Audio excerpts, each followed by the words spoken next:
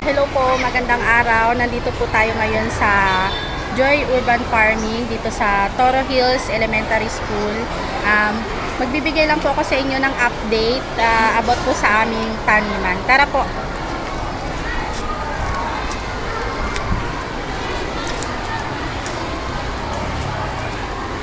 Yan. Ito po, nandito tayo ngayon sa bago naming tanim. Ito po yung kasaba, Raja tree. Kasi may iba't ibang klase po siyang tawag dyan, iba't ibang klaseng kasaba. Meron pa po doon. Tapos ito po, yan, bagong tanim lang din po namin to. Talinum, nabuhay na po siya.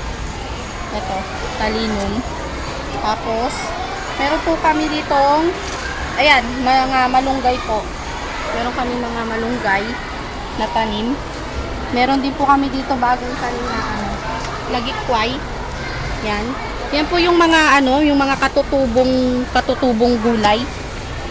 Mga katutubong gulay na na tanim namin. Tapos ito po, yan yung okra namin. Tatlong apat. Ito po.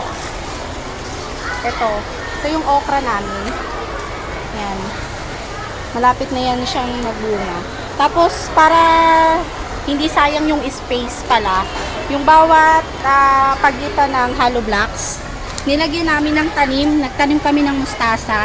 Naka-harvest na rin po kami dito. Naka-harvest na din po kami dyan. Para hindi po sayang yung space namin. Tapos, ito naman po, yung kalabasa namin. Hindi talaga panahon ng kalabasa ngayon, pero dahil lumalabas siya sa mga ganito namin, nililipat namin siya dito at maganda naman yung tubo niya. Mataba naman siya. Dito po tayo sa ito po, ang kamote namin. Yan. Ito pong kamote na to, ito po yung pwedeng pagtalbusan kasi gulay po ang habol namin dyan. Mamaya po ipapakita ko sa inyo yung iba naming kamote na laman yung kailangan namin kaya hindi siya pwede talbusan. Dito po tayo sa ito po. Ito po yung Japanese malunggay. Ito. Yan. Actually nabuhay na rin siya. Yan. Japanese malunggay namin yan. Ito po yung isang namin kasaba, oh. Ayan. Buhay na rin siya. Yung mga kasaba. Sa Raja 2. Yung kasaba namin dyan. Tapos, dito tayo sa amin. Dito tayo sa ito, bawal siya talbusan. Kasi, alaman yung kailangan namin dito. Tatlong klase siya ng kamote. Tatlong klase. Ito yung yellow. Yung yellow yung laman niya. Tapos, ito naman yung isa naming kamote. Purple yan. Purple.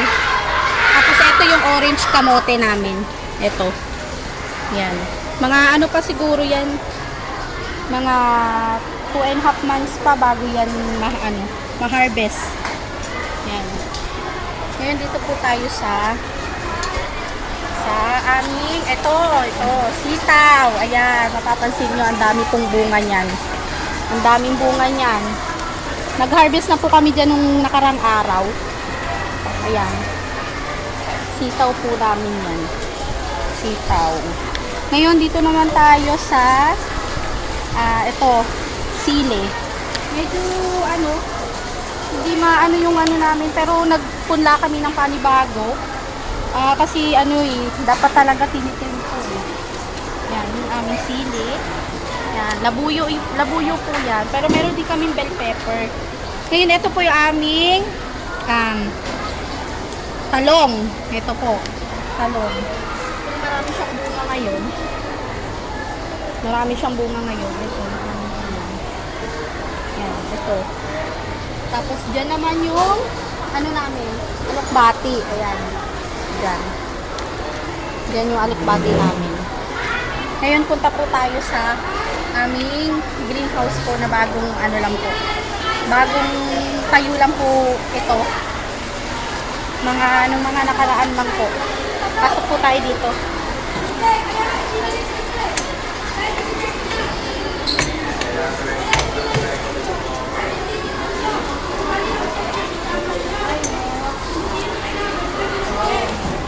Ito po yung mga ano namin. Bago po namin punla. Yan. Ito yung aming siling siling panigang. Siling panigang to. Ito yung aming bell pepper. Yan, malapit na namin yan pwede na yan i-transfer. Ito yung aming pechay. Yan. Tapos, ito naman, ito yung aming kamatis. Yan, yung aming kamatis. Ito bell pepper din to eh. Yan. Malapit na po namin yan ita-transfer namin. Yung iba siguro kasi paano lang yung namin. Yung iba siguro sa ganito na namin ilalagay sa mga plastic bottles para mas marami kaming harvest. Yan, marami pa kami plano ipunla. Pero nung nakaraan po, nag-harvest na kami ng kangkong at pechay.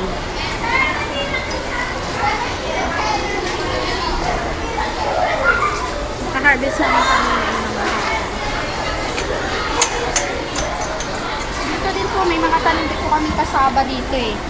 Para ibang klase naman itong kasaba para pag lumaki siya, siguro na dyan, maharang dyan. Wala makapasok dyan. Yan.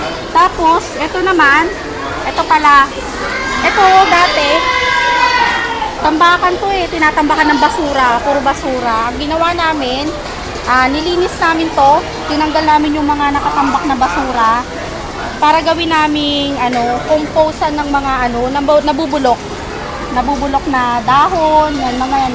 Yung karton, ang alam ko pwede ata rin yan eh, anuhin lang. Tapos mga nabubulok na gulay, dito dahil namin tinatambak para may mapagkukunan kami ng lupa, yung pataba. Yan, dyan. Tapos yan, dito may tanim din pala kami dito. Yung mga edible na gabi. Ito edible ka na to eh. Tumubo na siya oh. Ito. Tumubo na siya. Yan, mga gabi yan dyan. Bagong tanim lang yung iba. Tapos ito naman yung uraro.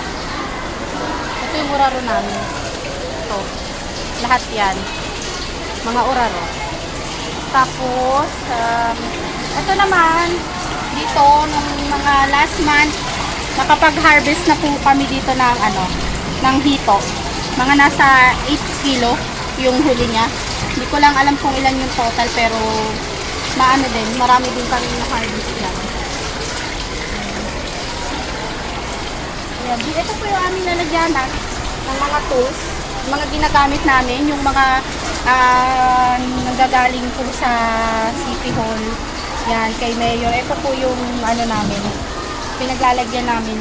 Nandito po yung mga gamit namin.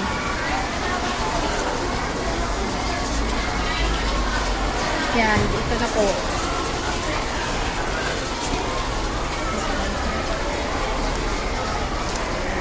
Closing na lang to. Opo, yan. Ito po, nakita nyo po yung kabuuan po ng aming taniman. Maraming salamat po sa mga taong nasa likod po nito, tumutulong po sa amin.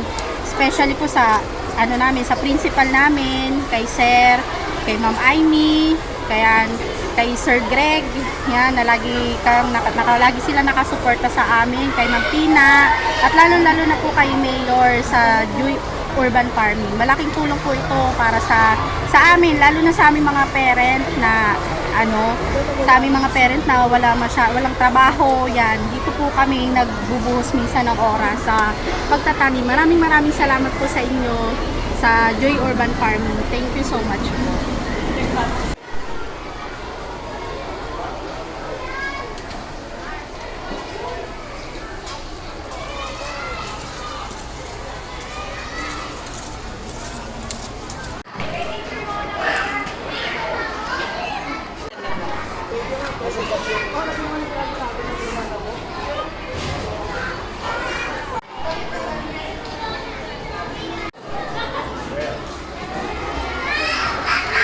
magandang araw po sa ating lahat. Ako po si Ma'am Amy Padayuman, isang guro po dito sa Toro Hills Elementary School. At bilang guro, ako ay sumusuporta sa programa ng ating butihing mayor na si Mayor Joy Belmonte sa kanyang programang Joy of Urban Farming. Dito po sa Toro Hills, mayroon ako kasamang mga guro at mga magulang na siya nakakatulong po dito sa ating paggagarden. Ang garden namin ito ay tumutulong din sa aming feeding, sa aming paaralan, at syempre po sa ating mga nanay na tumutulong sa akin sa pagtatanim. Dito rin po sa Toro Hills, ang mga magulang ay tumutulong sa akin tuwing Sabado, at ako naman bilang guro, nagagamit ko ang aming gardening sa pagtuturo sa aking mga bata mula sa grade 4 hanggang grade 6 na mga nag-aaral sa EPP at Science. Maraming salamat po, Mayor Joy Belmonte, sa iyong programa. Talagang ito ay Joy of Urban Farming kasi nagbibigay kasiyahan sa lahat ng mga bata, magulang at mga guro. Maraming salamat sa atin.